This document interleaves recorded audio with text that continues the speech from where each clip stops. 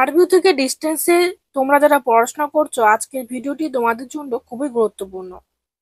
Internal assessment কি, কিভাবে দিতে হবে, জমা না করলে কি হবে, কত নম্বর থাকে ইন্টারনাল অ্যাসেসমেন্ট এক্সামে। ভিডিওটি স্কিপ না করে সম্পূর্ণ দেখলে সঠিকভাবে তোমরা বুঝতে পারবে। আমাদের সেন্টার থেকে ফাইনাল এক্সাম এবং ইন্টারনাল অ্যাসেসমেন্টের জন্য বাংলা এবং ইংলিশ দুটো ভার্সনেই 100% সাজেস্টিভ উত্তরপত্র দেওয়া হয়। আগ্রহী ছাত্রছাত্রীরা 7864219403 এই নাম্বারে যোগাযোগ করবে।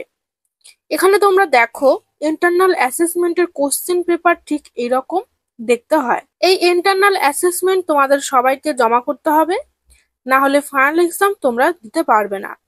অ্যাসেসমেন্ট জমা করা প্রত্যেক ছাত্রছাত্রীর জন্য বাধ্যতামূলক। অ্যাসেসমেন্ট কিভাবে জমা করতে হয় বলছি।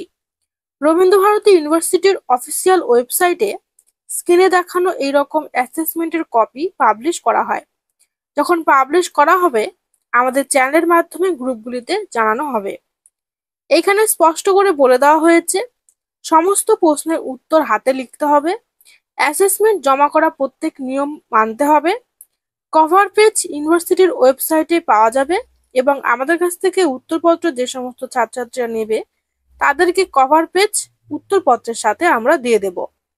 আইডি কার্ডের জেরক্স কপি এবং কোশ্চেন পেপারের জেরক্স কপি অ্যাসেসমেন্টের সাথে জমা করতে হবে এবং প্রত্যেক পেপার বা কোর্স থেকে একটি করে কোশ্চেনের উত্তর দিতে হবে। এই অ্যাসেসমেন্ট কবে দেওয়া হবে এবং আরবিউ এর সমস্ত রকম আপডেট সবার আগে পাওয়ার জন্য ডেসক্রিপশন বক্সে হোয়াটসঅ্যাপ গ্রুপ, টেলিগ্রাম গ্রুপ ও ফেসবুক গ্রুপের লিংক দেওয়া রয়েছে, সবাই জয়েন হয়ে যাও। ইন্টারনাল অ্যাসেসমেন্টের টোটাল মার্কস থাকে 10, টোটাল পেপার বা কোর্স থাকে 5টি। প্রত্যেক কোর্স থেকে 4টি করে প্রশ্ন করা হয়, যে কোনো একটির উত্তর লিখতে হবে। টোটাল 5টি প্রশ্নের উত্তর অ্যাটেন্ড করতে হবে। অ্যাসেসমেন্ট নিজ স্টাডি সেন্টারে জমা করতে হবে। প্রত্যেক স্টাডি সেন্টারের জমা দেওয়ার সময়সীমা আলাদা থাকে, তবে ফাইনাল এক্সাম শুরু হবার আগেই জমা নেওয়া হয়। কখন কবে জমা নেওয়া হবে নিজেদের সেন্টারের সাথে তোমরা যোগাযোগ করে নেবে এবং সময় মতো জমা করবে। ভিডিওটি ফ্রেন্ডদের সাথে শেয়ার করবে। কিছু জানার থাকলে অবশ্যই কমেন্ট করবে। ভিডিওটি দেখার জন্য সবাইকে অনেক ধন্যবাদ।